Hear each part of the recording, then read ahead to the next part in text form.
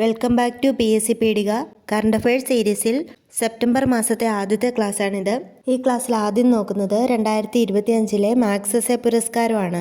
2025 67ാമത് പുരസ്കാരമാണ് പ്രഖ്യാപിച്ചത്. ഏഷ്യയുടെ നോബൽ എന്നറിയപ്പെടുന്ന പുരസ്കാരമാണ് Raman max essay പുരസ്കാരം. പിന്നെ മുൻപ് ഫിലിപ്പീൻസ് പ്രസിഡന്റ് ആയിരുന്ന രമൺ മാക്സ് എസ്സേയോടുള്ള ആദരസൂചകമായാണ് ഈ പുരസ്കാരം നൽകുന്നത്. 2025 3 പുരസ്കാര ജേതാക്കളാണുള്ളത്. ഒരു സംഘടനയും 2 വ്യക്തികൾക്കുമാണ് കിട്ടിയത്. ആദ്യത്തേത് ഇന്ത്യയിൽ നിന്നുള്ള ഒരു പ്രധാനപ്പെട്ട സംഘടനയാണ് foundation to educate girls globally എന്ന് പറയുന്ന സംഘടനയാണ്. ഇതൊരു നോൺ പ്രോഫിറ്റബിൾ ഓർഗനൈസേഷനാണ്. ഇന്ത്യയിൽ നിന്ന് തന്നെ ആദ്യമായാണ് ഒരു സംഘടനയ്ക്ക് മാക്സ് എസ്സേ പുരസ്കാരം കിട്ടുന്നത്. അതായത് പകുതി വഴിക്ക് വെച്ച് പഠിത്തം നിർത്തേണ്ടി വന്ന വിദൂര ഗ്രാമങ്ങളിലുള്ള പെൺകുട്ടികളുടെ തുടർ പഠനത്തിന് സഹായിക്കുന്ന സംഘടനയാണ് എഡ്യൂക്കേറ്റ് ഗേൾസ് എന്ന സംഘടന. ഈ സംഘടന 2007 ആരംഭിച്ചത്. രാജസ്ഥാനിലാണ് ഇത് പ്രവർത്തനം ആരംഭിച്ചത്. ഇതിൻ്റെ ലക്ഷ്യം നമ്മൾ പറഞ്ഞു, പകുതി വഴിക്ക് പഠിത്തം നിർത്തേണ്ടി വന്ന വിദൂര ഗ്രാമങ്ങളിലുള്ള പെൺകുട്ടികളുടെ തുടർ പഠനത്തിന് സഹായിക്കുന്നതിന് വേണ്ടിയുള്ള സംഘടനയാണ്. ഈ സംഘടനയുടെ സ്ഥാപക സഫീന ഹുസൈൻ എന്ന ആളാണെന്ന് കൂടി ഓർത്തു വെക്കുക. അടുത്തത് ഷാഹിന അലി എന്ന മാലദ്വീപിൽ നിന്നുള്ള ഒരു പരിസ്ഥിതി പ്രവർത്തകയ്ക്കാണ് മാക്സ് എസ്സേ പുരസ്കാരം ലഭിച്ചിരിക്കുന്നത്. അതായത് പ്രധാനമായും കടലിനടിയിലുള്ള ആവാസ വ്യവസ്ഥയെ സംരക്ഷിക്കുന്നതിനായി പ്രവർത്തിക്കുന്ന പരിസ്ഥിതി പ്രവർത്തകയാണ് ഷാഹിന അലി. അടുത്തത് ഫിലിപ്പീൻസിൽ നിന്നുള്ള ഒരു പുരോഹിതനാണ്. ഫ്ലാവിനോ അന്റോണിയോ എൽ വില്വാനേവ എന്ന പുരോഹിതനാണ് മാക്സ് എസ്സേ പുരസ്കാരം ലഭിച്ചിരിക്കുന്നത്. ഫിലിപ്പീൻസിൽ നിന്നുള്ള പുരോഹിതനാണ് അദ്ദേഹം. ഇദ്ദേഹത്തിന് 2025 മാക്സ് എസ്സേ പുരസ്കാരം കിട്ടിയിട്ടുണ്ട്. അപ്പോൾ നമ്മൾ നോക്കിയത് 2025 പ്രഖ്യാപിച്ച 67ാമത് മാക്സ് എസ്സേ പുരസ്കാരമാണ്. ഇത് ലഭിച്ചത് ഒരു സംഘടനയ്ക്കും 2 വ്യക്തികൾക്കുമാണ്. ആദ്യത്തെ സംഘടന foundation to educate girls globally എന്ന് പറയുന്ന നോൺ പ്രോഫിറ്റബിൾ ഓർഗനൈസേഷനാണ്. പിന്നെ ഷാഹിന അലി എന്ന് പറയുന്ന മാലദ്വീപിൽ നിന്നുള്ള ഒരു പരിസ്ഥിതി പ്രവർത്തക. മൂന്നാമത് ഫിലിപ്പീൻസിൽ നിന്നുള്ള ഫ്ലാവിനോ അന്റോണിയോ എൽ വില്വാനേവ എന്ന പുരോഹിതനുമാണ് ലഭിച്ചിരിക്കുന്നത്. അടുത്തത് വേൾഡ് ബാഡ്മിൻ്റൺ ചാമ്പ്യൻഷിപ്പ് 2025 ആണ്. 2025 വേൾഡ് ബാഡ്മിൻ്റൺ ചാമ്പ്യൻഷിപ്പിൽ പുരുഷ സിംഗിൾസിൽ ജേതാവായിരിക്കുന്നത് ഷിയൂക്കിയാണ്. ചൈനയുടെ ഷിയൂക്കിയാണ് പുരുഷ സിംഗിൾസിൽ ജേതാവായിരിക്കുന്നത്. ഇനി വനിതാ സിംഗിൾസ് നേടിയിരിക്കുന്നത് അകാനെ യമാഗുച്ചിയാണ്. ജപ്പാന്റെ അകാനെ യമാഗുച്ചിയാണ് വേൾഡ് ബാഡ്മിൻ്റൺ ചാമ്പ്യൻഷിപ്പ് 2025 വനിതാ സിംഗിൾസ് വിജയിയായിരിക്കുന്നത്. അടുത്തത് പുരുഷ ഡബിൾസ് നേടിയിരിക്കുന്നത് കിം വോൺ ഹോയും സിയോ സിങ് ജെയും ചേർന്നിട്ടാണ്.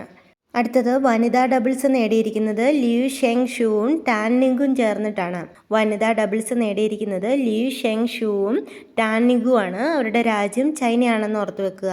അടുത്തത് മിക്സഡ് ഡബിൾസ് നേടിയിരിക്കുന്നത് ചെൻ ഡാങ് ജിയും ടോ ഇ വിയും ചേർന്നാണ്. മിക്സഡ് ഡബിൾസ് നേടിയിരിക്കുന്നത് ചെൻ ഡാങ് ജിയും ടോ ഇ വിയും ചേർന്നാണ്. ഇവരുടെ രാജ്യം വരുന്നത് മലേഷ്യയാണ്. മലേഷ്യ റെപ്രസെൻ്റ് ചെയ്താണ് ഇവർ പങ്കെടുത്തിരിക്കുന്നത്. ഇനി നമ്മൾ നോക്കുന്നത് 56ാമത് GST കൗൺസിൽ 2025 നടന്ന 56ാമത് GST കൗൺസിലാണ്. 56ാമത് GST കൗൺസിലിൻ്റെ അധ്യക്ഷത വഹിച്ചത് നിർമ്മല സീതാരാമനാണ്. നമുക്കറിയാം GST കൗൺസിലിൻ്റെ അധ്യക്ഷത വഹിക്കുന്നത് ധനകാര്യമന്ത്രിയായിരിക്കും.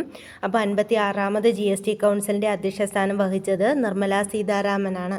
ഇനി പ്രധാനമായും ഓർത്തിരിക്കേണ്ടത് ഇതിൻ്റെ വേദി ന്യൂഡൽഹി ആയിരുന്നു. 56ാമത് GST കൗൺസിലിൻ്റെ അധ്യക്ഷ സ്ഥാനം വഹിച്ചത് നിർമ്മല സീതാരാമനാണ്. ന്യൂഡൽഹിയിൽ വെച്ചായിരുന്നു ഇത് നടന്നത്. 55ാമത് GST കൗൺസിൽ വേദി PSC ചോദിച്ചതാണ്. അത് രാജസ്ഥാനിലെ ജയ്സാൽമീർ വെച്ചായിരുന്നു നടന്നത്. ഇനി 56ാമത് ഇത്തവണ നടന്നത് ന്യൂഡൽഹിയിൽ വെച്ചാണ്. ന്യൂഡൽഹിയിൽ വെച്ച് 2025 സെപ്റ്റംബർ ആദ്യമാണ് ഈ ഒരു GST കൗൺസിൽ നടന്നതെന്ന് കൂടി ഓർത്തു വെക്കുക. ഈ ഒരു മീറ്റിങ്ങിൽ GST സ്ലാബുകൾക്ക് നല്ല രീതിയിൽ മാറ്റം സംഭവിച്ചിട്ടുണ്ട്.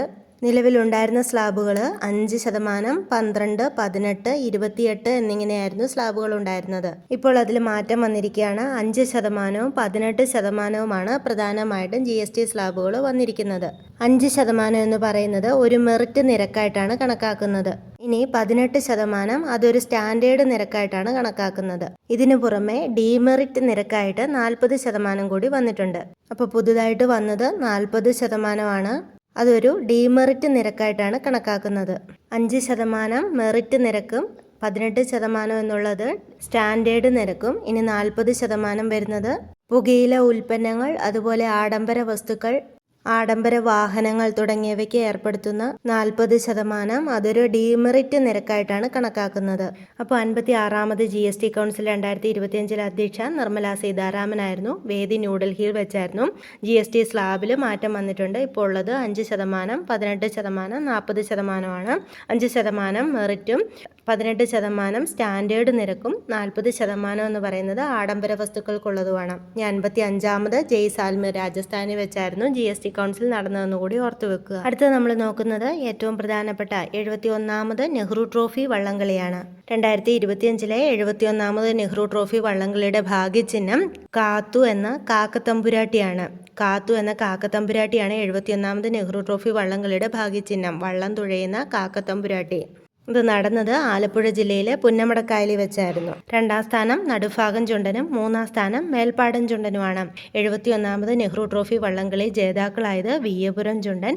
2ാം സ്ഥാനം നടുഭാഗം ചുണ്ടൻ, 3ാം സ്ഥാനം മേൽപ്പാടം ചുണ്ടനുമാണ്. BBC കൈനഗരി തുഴഞ്ഞ വിയ്യപുരം ചുണ്ടനാണ് 71ാമത് നെഹ്റു ട്രോഫി വള്ളംകളിയിൽ ജേതാക്കളായിരിക്കുന്നതെന്ന് ഓർക്കുക. 2ാം സ്ഥാനം നടുഭാഗം ചുണ്ടനാണ്.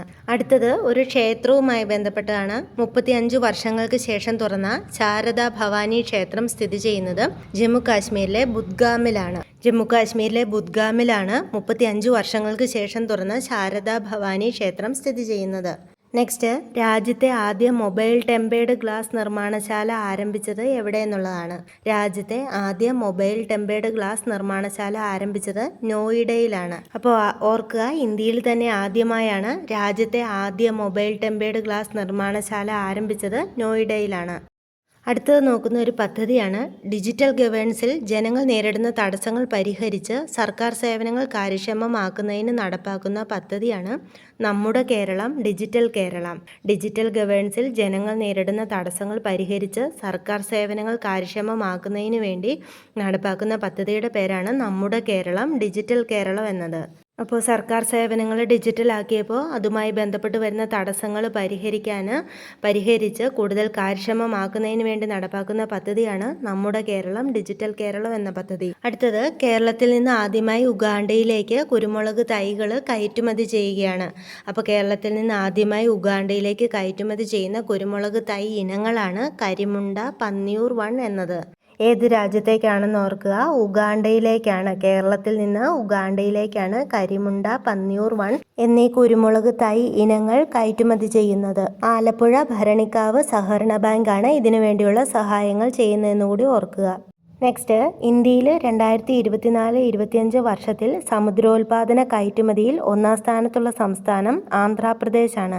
ഇന്ത്യയിൽ 2024-25 വർഷത്തിൽ സമുദ്രോൽപാദന കയറ്റുമതിയിൽ 1ാം സ്ഥാനത്തുള്ള സംസ്ഥാനം ആന്ധ്രാപ്രദേശ്. ഇനി 2ാം സ്ഥാനത്ത് തമിഴ്നാടും 3ാം സ്ഥാനത്ത് നമ്മുടെ കേരളവുമാണ്. അപ്പോൾ ഓർക്കുക, ഇന്ത്യയിൽ 2024-25 സാമ്പത്തിക വർഷത്തിലാണ് സമുദ്രോൽപാദന കയറ്റുമതിയിൽ 1ാം സ്ഥാനത്ത് ആന്ധ്രാപ്രദേശും 2ാം സ്ഥാനത്ത് തമിഴ്നാടും 3ാം സ്ഥാനത്ത് കേരളവുമാണ്. ഇനി തുറമുഖങ്ങളുടെ ലിസ്റ്റിലാണെങ്കിൽ ഫസ്റ്റ് വിശാഖപട്ടണം തുറമുഖമാണെന്ന് കൂടി ഓർക്കുക. അടുത്തത്, 216 മണിക്കൂർ തുടർച്ചയായി ഭരതനാട്യം നൃത്തം അവതരിപ്പിച്ചുകൊണ്ട് ഗോൾഡൻ ബുക്ക് ഓഫ് വേൾഡ് റെക്കോർഡ്സിൽ ഇടം നേടിയ കലാകാരിയാണ് വിദുഷി വി ദീക്ഷ. 216 മണിക്കൂർ തുടർച്ചയായി ഭരതനാട്യം നൃത്തം അവതരിപ്പിച്ചുകൊണ്ടാണ് ഈ ഒരു വേൾഡ് റെക്കോർഡ് വിദുഷി നേടിയിരിക്കുന്നത്. വിദുഷി വി ദീക്ഷ കർണാടകയിലെ ഉടുപ്പി സ്വദേശിനിയാണ്. അടുത്തതൊരു ആപ്ലിക്കേഷനാണ്. ആദിവാസി ഭാഷകൾ വിവർത്തനം ചെയ്യാൻ ഗവൺമെൻറ് ഒരുക്കുന്ന ഭാഷാ വിവർത്തന ആപ്ലിക്കേഷനാണ് ആദിവാണി.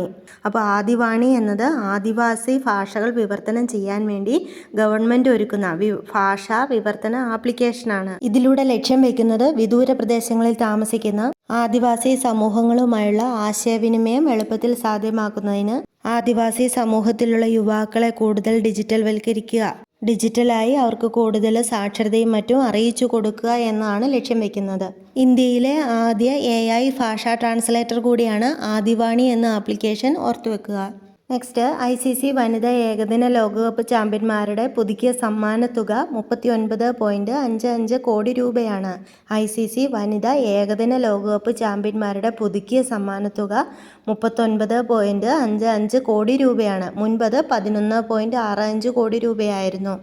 ഇപ്പോൾ ICC വനിതാ ഏകദിന ലോകകപ്പ് വിജയിക്കുന്നവരുടെ സമ്മാനത്തുക 39.55 കോടി രൂപയാണ്. നെക്സ്റ്റ്, സഹകരണ മേഖലയിലെ ബാങ്ക് ലയനത്തിന്റെ ഭാഗമായി സംസ്ഥാന കാർഷിക ഗ്രാമീണ വികസന ബാങ്കുമായി ലയിക്കുന്ന ബാങ്ക് കേരള ബാങ്കാണ്. അപ്പോൾ കേരള ബാങ്കും സംസ്ഥാന കാർഷിക ഗ്രാമീണ വികസന ബാങ്കുമായി ലയിക്കുകയാണ്.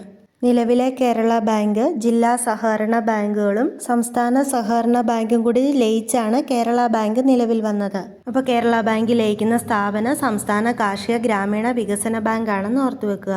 അടുത്തത്, സെമികോൺ 2025 വേദി ന്യൂഡൽഹിയാണ്. ന്യൂഡൽഹിയാണ് സെമികോൺ 2025 വേദി. സെമികോൺ 2025 പ്രമേയം building the next semi conductor power house എന്നാണെന്ന് കൂടി ഓർത്തുവെക്കുക. ഈ ഒരു വേദിയിൽ വെച്ച് തന്നെ നമ്മുടെ തദ്ദേശീയമായി നിർമ്മിച്ചിട്ടുള്ള പ്രോസസ്സറായിട്ടുള്ള വിക്രം 32 അവതരിപ്പിക്കുകയുണ്ടായി എന്നുകൂടി ഓർത്തുവെക്കുക.